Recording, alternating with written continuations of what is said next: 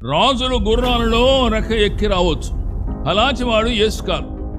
లేకపోతే యేసు లాంటివారు పెద్ద గాడిద ఎక్కి రావచ్చు, అది కూడా కాదు.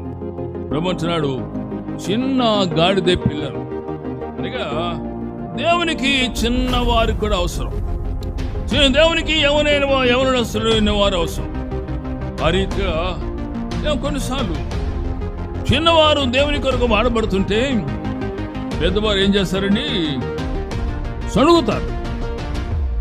నాకు ఇంత ఆత్మీయ వయసు ఉంది కనుక నన్ను కాదని చిన్న పిల్లవారిని ఆయన ద్వారానే మార్గం చెప్పిస్తున్నారని కొంతమంది అంటారు.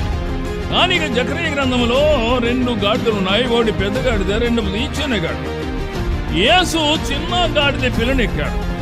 కానీ ఆ పెద్ద గాడిద అసలు గౌరవంతా నాకే రావాలి కదా, కానీ ఈ పెద్ద గాడిద దానికి అనుకోవట్లేదండి.